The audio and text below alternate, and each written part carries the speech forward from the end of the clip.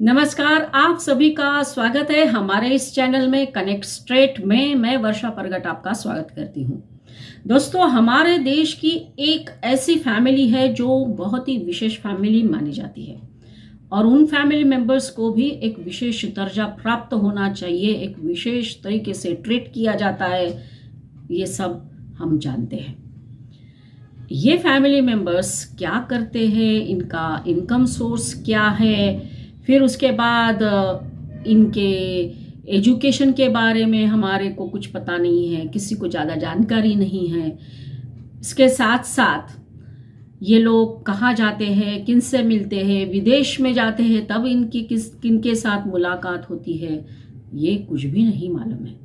एक तरह से इस फैमिली को कवर किया गया हमेशा ये जताने के लिए कि ये देश की विशेष फैमिली है। इनके आगे दूसरा कोई कुछ भी नहीं, चाहे वो कितना भी बड़ा आदमी क्यों ना हो।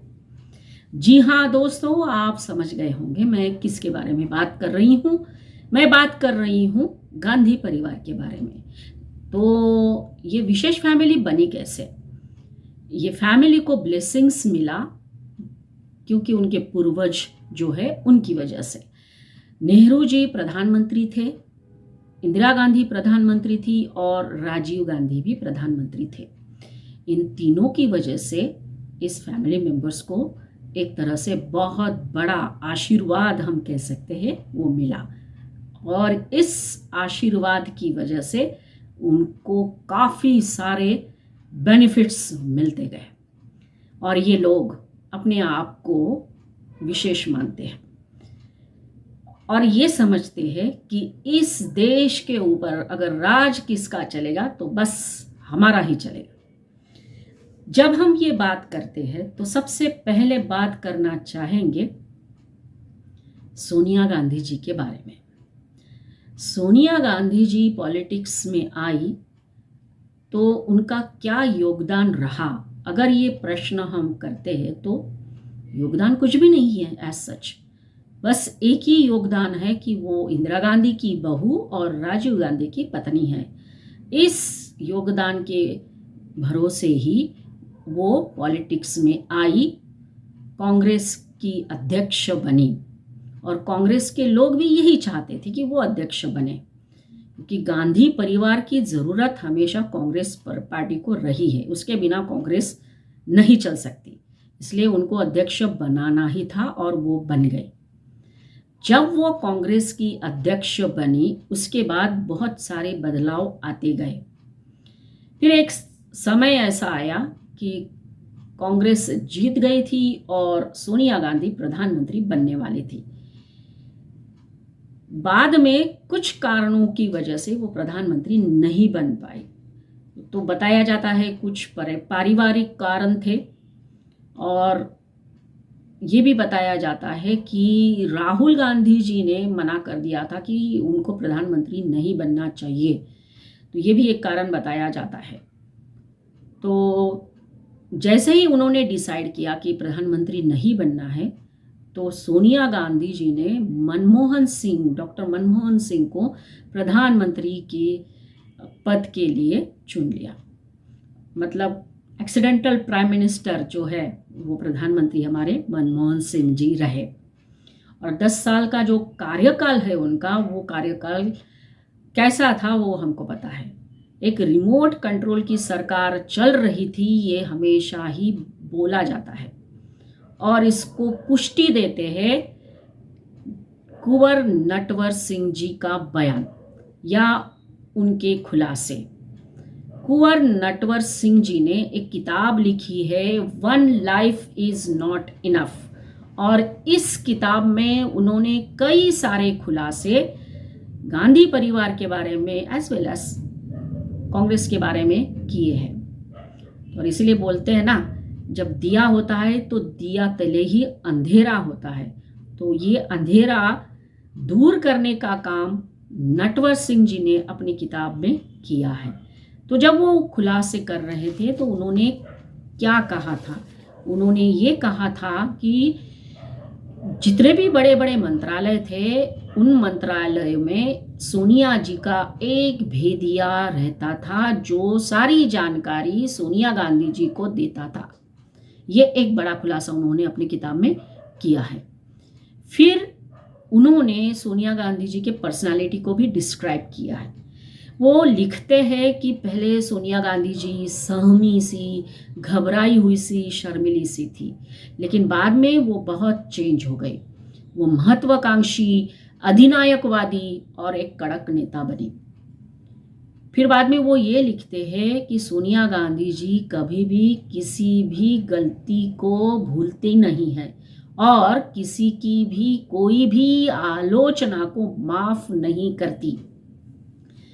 नटवर सिंह जी ये भी लिखते हैं कि सोनिया गांधी जी अहंकारी, तुनक मिजाज, सनकी, चालबाज व्यक्ति है और उनके व्यवहार को उन्होंने जहरीला और धूर्तपूर्ण बताया है, ऐसा नटवर सिंह जी ने लिखा हुआ है। फिर आगे वो क्या लिखते हैं उनके बर्ताव के लिए।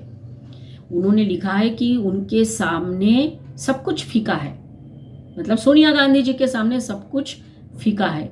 वो लिखते हैं कि कोई भी भारतीय कभी भी ऐसा आचरण नहीं कर सकता जैसा कि सोनिया गांधी जी ने किया।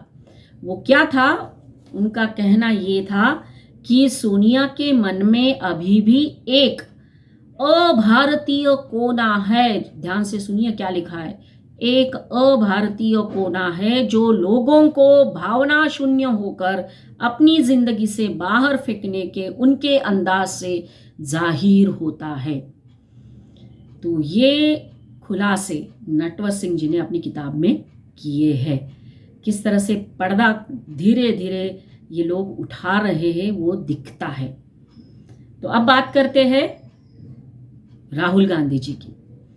राहुल गांधी जी ने भारत जोड़ो जो यात्रा निकाली, उस दौरान उन्होंने बड़े बड़े स्टेटमेंट दिए, बड़े बड़े दावे किए, भाषण दिए। ये कहा कि मैं सत्य की राह पर चलूँगा, मैं मोहब्बत की दुकान खोलने आया हूँ। बाद में विदेश में भी गए और वहाँ भी बहुत बड़े बड़े भाषण देकर आए। क्या बोले हम सबको पता है।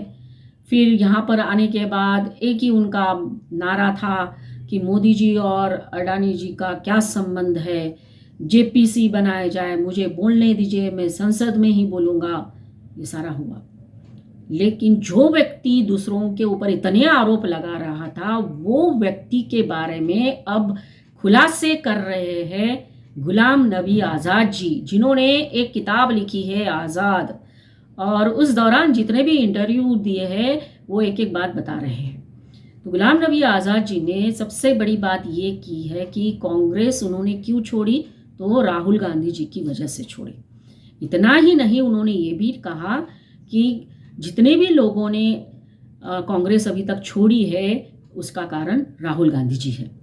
तो एक तरह से उन्होंने डायरेक्ट राहुल गांधी जी के ऊपर अटैक किया है।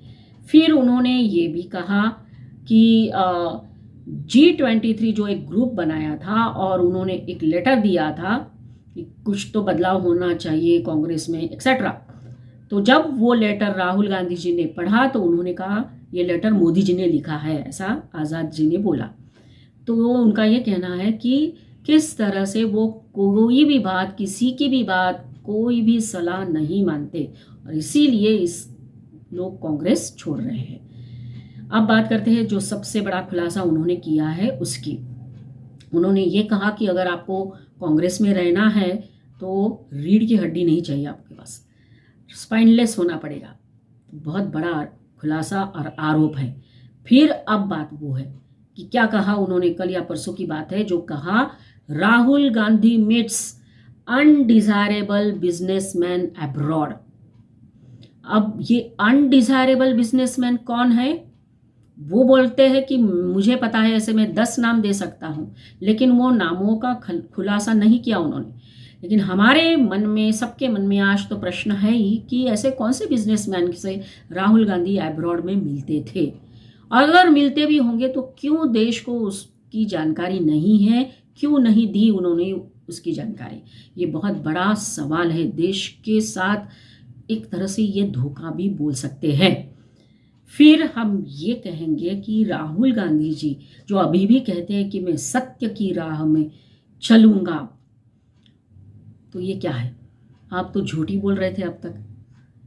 तो ये रियल फेस सामने उभर कर आ रहा है इस फैमिली का, उनकी वजह से। जो लोग उनके बहुत ही करीबी रहे और उन्होंने अब उनका साथ छोड़ दिया है, वही लोग अब नए नए खुलासे कर रहे हैं।